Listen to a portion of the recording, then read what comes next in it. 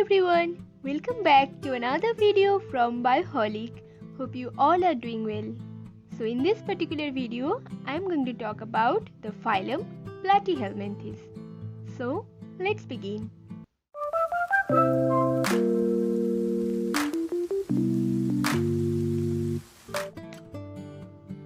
So the animals of this phylum have a dorso-ventrally flattened body. Their dorsal and ventral body surfaces are flat, and that is why they are also known as flatworms. Okay? Now we will learn some basic features of Platyhelminthes. Like these are mostly endoparasites, meaning they live inside the body of the other animals, which are known as hosts, including human beings also. And they thrive nutrition as well as shelter from them. Example is Fasciola, which lives in liver and bile of higher animals. Okay?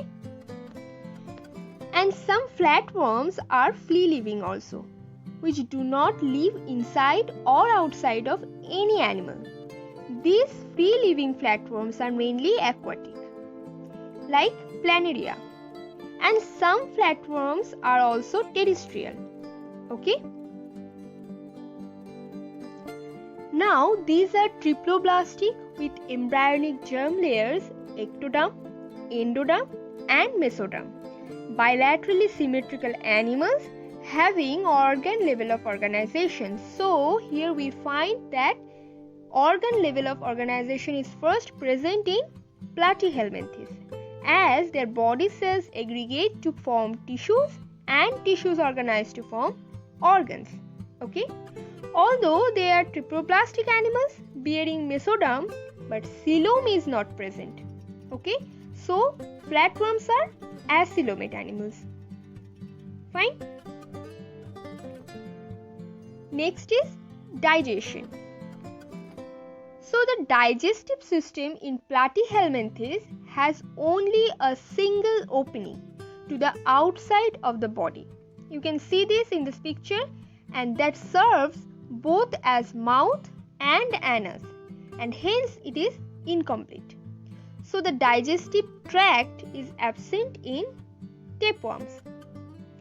The digestion is extracellular, meaning the food is pumped into digestive cavity or gut, and cells digest and absorb nutrients.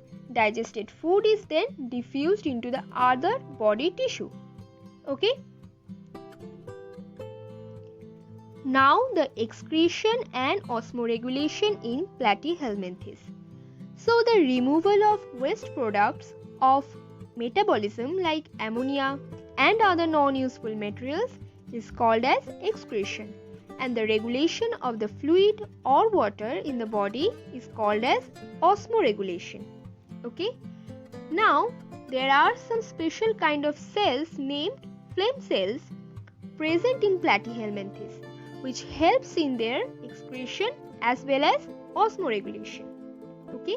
So the phlegm cells are specialized cells which are usually of irregular shape. You can see this in picture, which send out the pseudopodial processes into the surrounding tissue. Okay? And each phlegm cell has an intracellular lumen or cavity in which hang a few long cilia.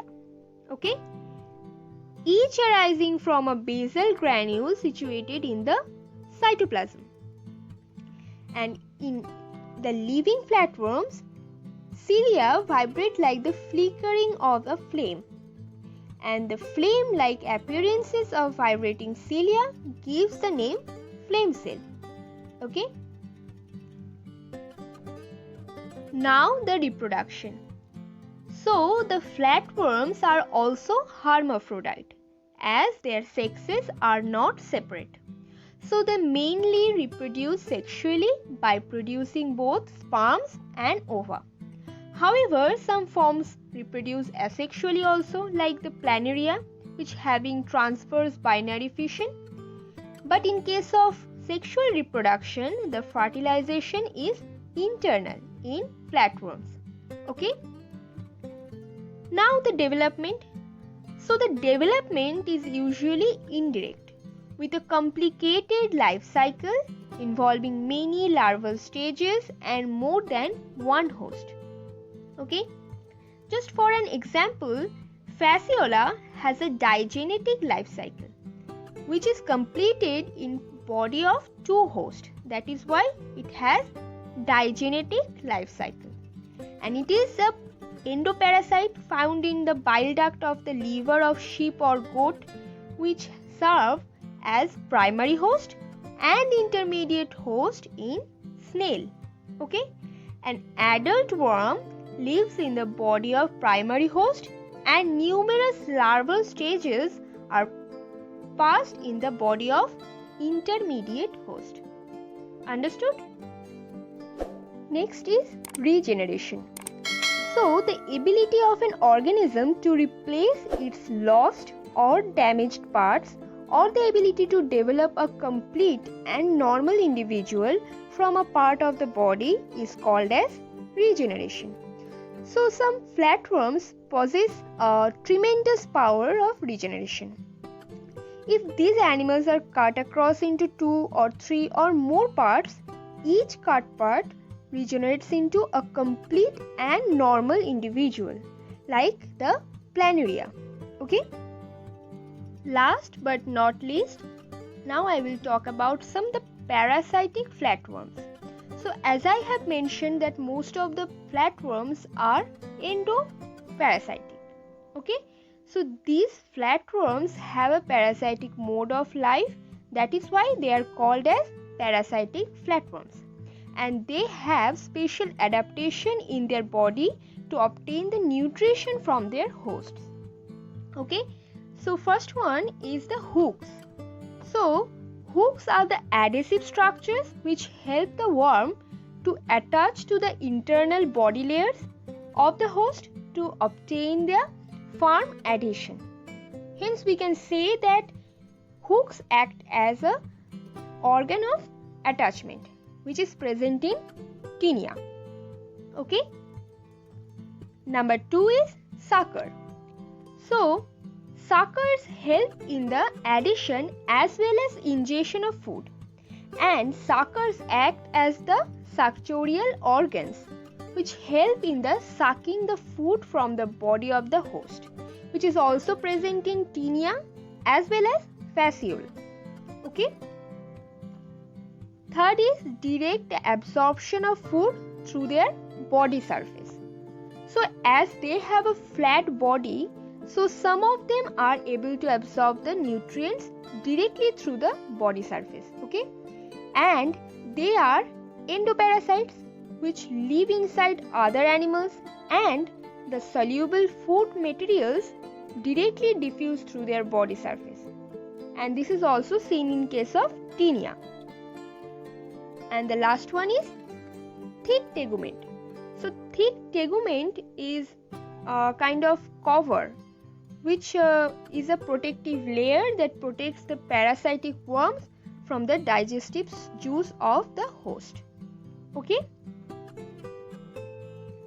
Okay, so here are some interesting facts about the platyhelminthes. So if a platyhelminthes are starved, they are capable of shrinking to hatching size.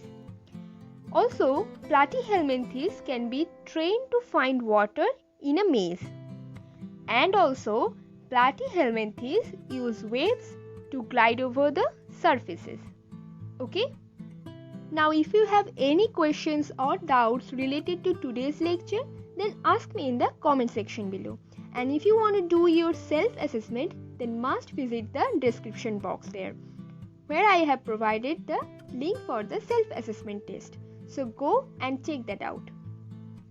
And finally, if you like this video, then give it a big thumbs up and share it with others. And if you are new here, then hi, myself Ankita Bishwas, your bioeducator. Please subscribe to our channel and hit the bell icon to get further notification of our upcoming videos. So that's all for today. Thanks for watching, and till then, take care and keep watching Bioholic.